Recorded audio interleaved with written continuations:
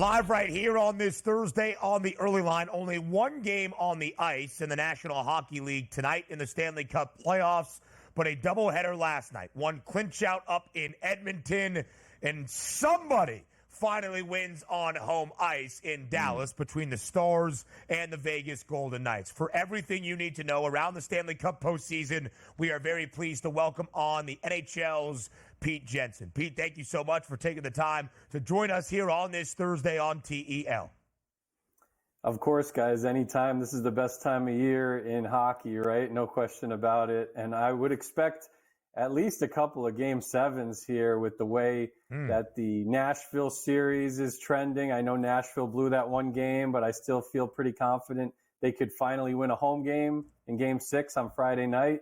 And then I picked Vegas to beat Dallas in 7. I'll at least stick with the 7 prediction. I expect Vegas to bounce back and put forth a great effort in their next game against the Stars after they finally held serve. We'll talk about how that series has played out in just a moment. But first, Pete, we go to game number 5 last night in Edmonton. Exciting times for the Oilers. For the third consecutive NHL postseason, the Oilers close out the Kings, this time in 5 games. 4-3 the victory last night for Edmonton, holding on in that third and final period. So the Oilers win this series in 5 games. Pete, so far for Edmonton, have they looked like a true Cup contender in this Stanley Cup postseason to you?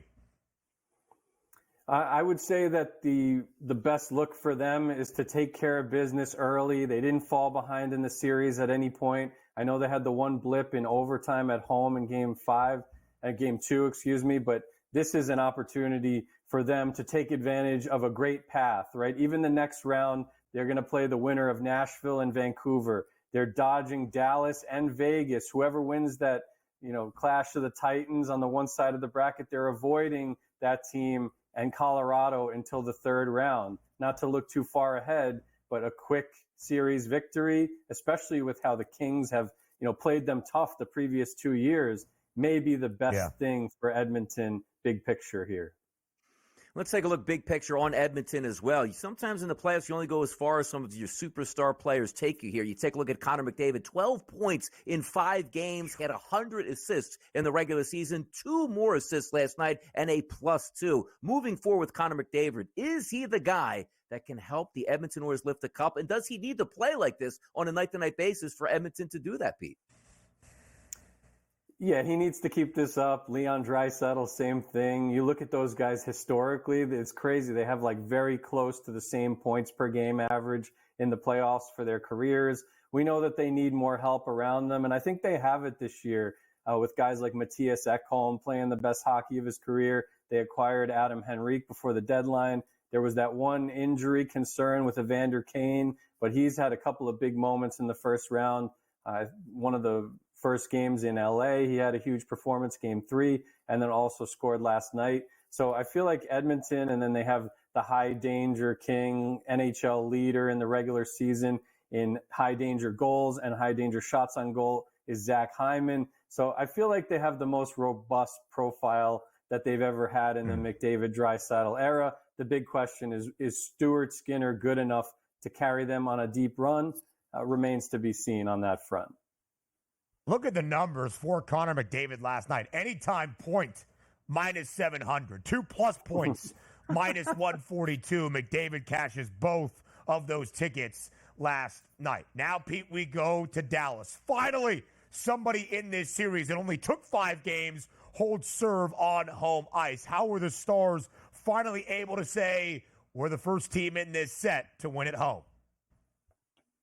Well, they responded early when Vegas scored. They got the crowd into it. Of course, the crowd was really fired up. They were pretty ticked off when that Pietrangelo penalty got rescinded from a 5-minute major to only a 2-minute penalty. But that was the game-deciding goal anyway on the power play by Jason Robertson. So I feel like Dallas kind of having their chip on their shoulder. The big thing for them is 5-on-5 play against the Golden Knights. This year, they're leading them by 2 goals at 5-on-5 in the series. Last year, if you remember, Western Conference Final, they got dominated by the Golden Knights at 5-on-5. They lost that battle 18-8. So they've closed the gap with their depth additions, Matt Duchene in the offseason, and the rookie Logan Stankoven with a huge, massive assist to tie the game yesterday for Dallas in the first period. Pete, updated Western Conference Finals odds here to be the winner. The Edmonton Oilers sit there at a plus 190 price, the Avalanche plus 240, the Stars at plus 280, and the Canucks at 7-1. So 4 teams under 10-1, followed up by the Golden Knights at 19-1 and the Predators at 25-1. How are we looking at this new look here with the Oilers at that plus 190 price? Yeah, I'm not. I picked them to win the Cup in the preseason. Again, I still have some concerns. Like, to me, Colorado, the way they dismantled Winnipeg, I was really big on Winnipeg and their structure and their goaltending.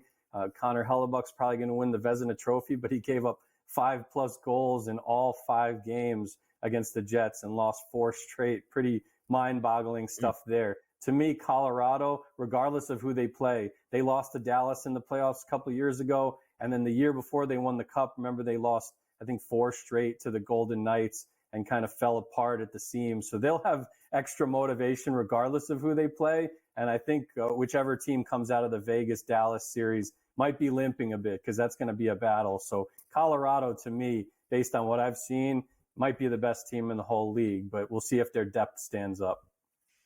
And to Pete's point, Edmonton is on the other side of the Western Conference bracket. They get the winner of the Preds and the Canucks, game number 6 back in Smashville tomorrow night. You see 3 of the 4 best prices outside of Edmonton from the other side. The Avs, the Stars, and the reigning champs, the Golden Knights. Pete, only one game on this Thursday on the ice, but it's a huge one. Game number 6, now back in Toronto. Game number 5 inside TD Garden. The Boston Bruins had the opportunity to clinch this opening round series against Toronto. And without, why am I blanking on his name? Austin Matthews, there we go. Without Austin Matthews in game 5, the Bruins unable to seal the deal. Now we go back to Toronto. The Leafs, a very slight favorite on home ice. Will the Maple Leafs force game 7 tonight with a victory over Boston?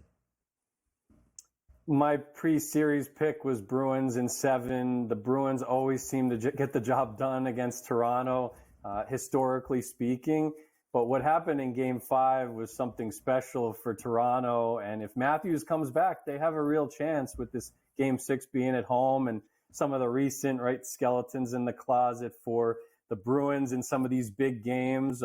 Last year, you can't forget it, right? Losing 3 straight as the President's Trophy winner to the Florida Panthers. They have a scare in them right now, and they have 2 goalies to choose from. So you choose wrong, then you choose wrong the next night. It can become a nightmare. I'll still stick with the Bruins for my series prediction, but Toronto just made this thing really interesting. And of course, all eyes are on whether Matthews plays in the remainder of the series. Pete, the Carolina Hurricanes plus 185 price here in the East are the favorites, followed by the Florida Panthers and the New York Rangers. What gives, and you still sticking with those Hurricanes now? Yeah, I mean, I think they can match what the Rangers do on the power play. We know that's the Rangers' strength, but Carolina has some guns too with Aho and Svechnikov, and Jake Gensel's a proven playoff performer. So that's a wash to me. The Hurricanes should dominate possession like they always do at 5-on-5 and outscore the Rangers in that series. But again, it comes down to the clutch goals. The Rangers have had that comeback gene all season long, and a couple of years ago beat the Canes in the playoffs. I will pick the Carolina Hurricanes in 7 for that one. And but we'll see. Maybe they'll steal a game 7 on the road at the Garden. That'll be a tough place to play. Certainly would be a raucous environment. Pete Jensen from the NHL, we appreciate the time as always.